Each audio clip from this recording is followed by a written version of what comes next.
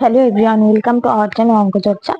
আবারও B Ed second semester একটা suggestion নিয়ে চলে আসলাম। আজকের পর্বে যে সাজেশন চলছে সেটা হলো 1.2.7 এর এডুকেশন মেথড সাবজেক্ট। যারা তোমাদের এডুকেশন আছো, আমরা কিন্তু তাদের জন্য নিয়ে চলে এসেছি। তোমরা জানো আমরা যে সাজেশন গুলি দিই সেগুলি কিন্তু বিগত বছরের যে প্রশ্নপত্র আছে সেগুলি যাচাই করে দিই। আর তোমরা যদি এই সাজেশন গুলি পারচেস করতে চাও তাহলে কিন্তু স্ক্রিনে দেওয়া নাম্বারে যোগাযোগ করতে পারো।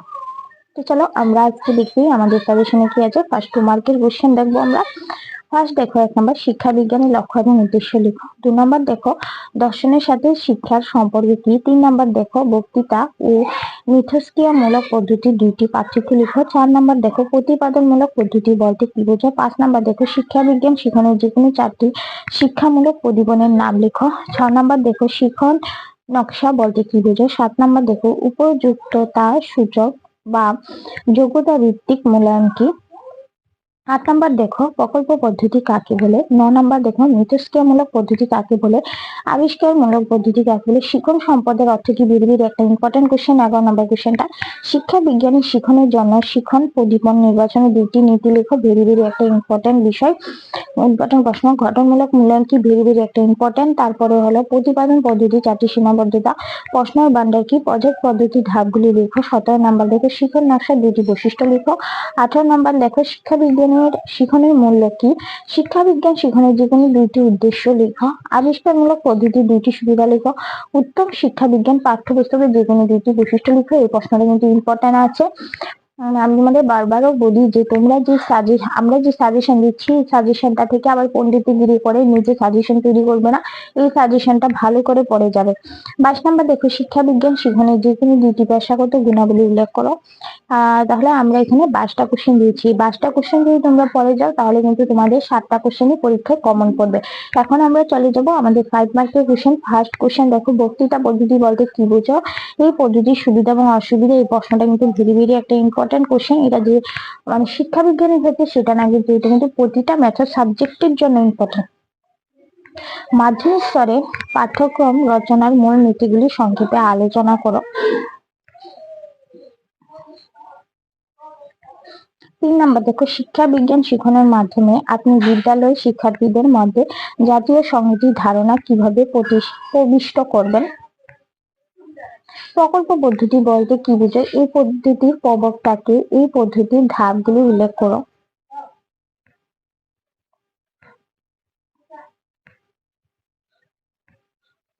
5 নম্বর দেখো শিখন সম্পদ কি। শিক্ষা বিজ্ঞান শিখনে ব্যবহৃত বিভিন্ন প্রকারের শিখন সম্পদের নামগুলি উল্লেখ করো।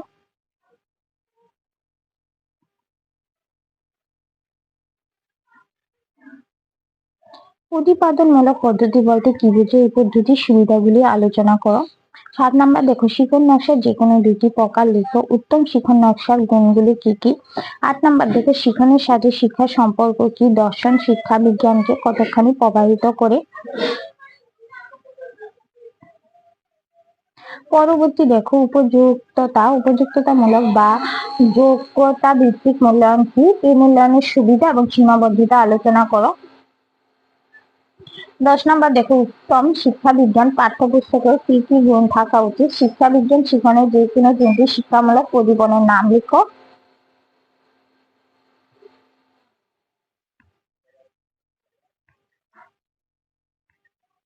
তারপর দেখো মিথস্ক্রিয়ামূলক পদ্ধতি বলতে কি বুঝো। এই পদ্ধতির সুবিধাগুলি আলোচনা করো। পরবর্তী প্রশ্ন দেখো স্বনির্দেশামূলক শিখন উপকরণ বলতে কি বুঝো।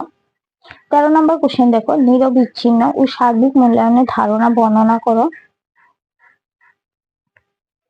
14 নম্বর দেখো শিখন সম্পদের অর্থ কি। শিখন সম্পদের নির্বাচনের নীতিগুলি লিখো।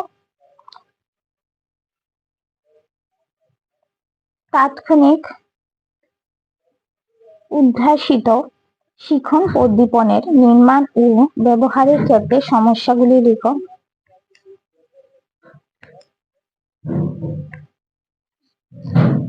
পারদর্শিতার অভিক্ষা প্রস্তুতকরণের ধাপগুলি কি কি।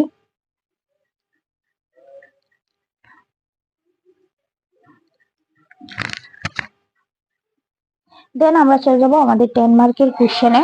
1 নম্বর কোশ্চেন দেখুন শিখন নকশার একটি ধারণা কি। শিখন নকশা যে কোনো দুটি প্রকার লিখো। সুশিক্ষণ নকশার গুণগুলি কি কি? শিক্ষায় শিক্ষণ নকশার গুরুত্ব ব্যাখ্যা করো। 2 নাম্বার দেখো, গঠনমূলক ও সমষ্টিমূলক মূল্যায়ন বলতে কি বুঝো? এই দুটি মূল্যায়নের সুবিধা ও সীমাবদ্ধতা আলোচনা করো।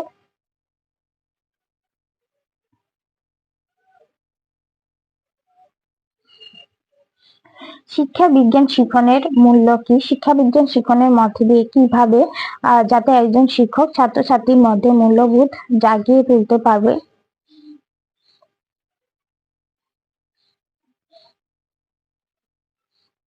শিক্ষা বিজ্ঞান শিক্ষণে ব্যবহৃত বিভিন্ন প্রকারের শিক্ষণ সম্পদগুলি নিয়ে আলোচনা করো এবং তাদের গুরুত্ব লেখো।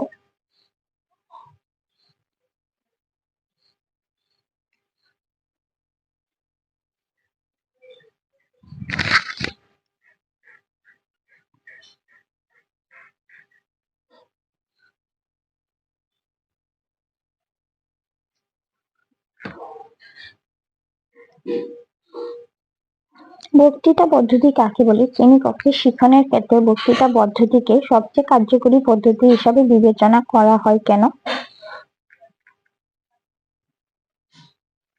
শিক্ষা বিজ্ঞান বিষয়ে একটি পারদর্শিতার অভিক্ষা কিভাবে গঠন করবেন তা সংক্ষেপে আলোচনা করুন। এই সঙ্গে এই পারদর্শিতার অভিক্ষায় ব্লুপ্রিন্ট তৈরি করো।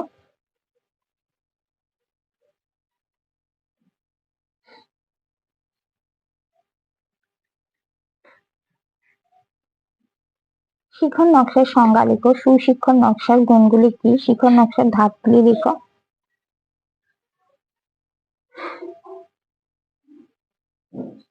শিক্ষণ সম্পদের প্রকার ভেদগুলি উল্লেখ করো। শিক্ষণ সম্পদ হিসাবে পুস্তকের ভূমিকা ব্যাখ্যা করো। পাঠ্যপুস্তক, রেফারেন্স বই, হাত বই, বিশ্বকোষ এবং অনুশীলনী বইকে বিশেষভাবে উল্লেখ করে উত্তরটি লিখো। এবার দেখো, এখানে বলে দিয়েছে ওরা কি কি বই তুমি উল্লেখ করবে। এবার অনেক সময় কিন্তু এগুলি দিয়েও দেয় না, ডাইরেক্ট দেয় তোমার লেখার জন্য। তো কোশ্চেনের আনসার গুলি এমন ভাবে শিখবে, যে কোনো ভাবে কোশ্চেন ঘুরিয়ে দেখ না কেন, তুমি যাতে ভালো আনসার করতে পারো। বিএড এমন একটা কোর্স যেখানে সবসময় প্রশ্নপত্র ঘুরিয়ে ফিরিয়ে দেওয়া হয়। আমরা প্রতি বছর যখন প্রশ্নগুলি দেখি তখন আমরা দেখি যে কোশ্চেন পত্র কিন্তু ঘুরিয়ে ফিরিয়ে দেওয়া আছে। শিক্ষা বিজ্ঞানের সাথে ইতিহাসের পারস্পরিক সম্পর্ক কি? এটা পরীক্ষার মধ্যে কিন্তু আসে প্রতিবার, ভেরি ভেরি একটা ইম্পর্টেন্ট কোশ্চেন। শিক্ষা বিজ্ঞানের সাথে ইতিহাসের বা বলে সমাজ বিজ্ঞানের দুটা কিন্তু একই, বা বলতে পারে জিওগ্রাফির, বা বলতে পারে অন্যান্য বিষয় কিন্তু বলতে পারে। ঠিক আছে, ইতিহাস পড়ছো মানে যে জায়গাগুলি ইতিহাস আছে সেইগুলির মধ্যে তুমি সমাজ বিজ্ঞানও ইউজ করতে পারো, কারণ বেশিরভাগ পরীক্ষার মধ্যে আসে যে শিক্ষা বিজ্ঞানের সাথে সমাজ বিজ্ঞানের সম্পর্ক কি। এটা কিন্তু ভেরি ভেরি একটা ইম্পর্টেন্ট। এখানে ইতিহাস দিয়েছি আমরা, তোমরা কিন্তু সমাজ বিজ্ঞান আসলে এটাই লিখে দেবে, শুধু ইতিহাসের জায়গাটা মুছে এখানে লিখবে সমাজ বিজ্ঞান, বা জিওগ্রাফিও দিয়ে দিতে পারি, সেমই হবে কিন্তু দুটোটা। যেখানে ইতিহাস দাও এখানে জিওগ্রাফি দেবে। ঠিক আছে, এইভাবে চালাকি করে পড়াটা পড়তে হবে। আগের দিনের মতো কিন্তু পড়া নাই, এখনের দিনের পড়াটা কিন্তু স্মার্ট পড়া। তো স্মার্ট ভাবে পড়তে হবে, যাতে যেভাবেই কোশ্চেন আসুক না কেন তুমি যেন আনসার করতে পারো। তো চলো ভাই, আজকে পর্বে এখানেই রাখছি। পরবর্তী পর্যায়ে আমি কিন্তু ইংলিশ ভার্সনের সাজেশন নিয়ে চলে আসবো। বাংলা ভার্সনে মোটামুটি আমরা এগিয়ে গেছি, আর 1-2টা শুধু মেথড পেপার আছে যেগুলো আমি রেডি করছি। আর ইংলিশ ভার্সন কিন্তু আজকে থেকে শুরু করে দেবো। যারা ইংলিশ ভার্সনে তোমাদের বন্ধু বান্ধবী আছে তাদের বলে দেবে যে ইংলিশ ভার্সন আমাদের শুরু হয়ে গেছে। যারা আমাদের থেকে নিতে চায় তাদের আমাদের স্ক্রিনে দেওয়া নাম্বারে যোগাযোগ করতে পারবে। তো চলো ভাই, আজকে এখানে রাখছি।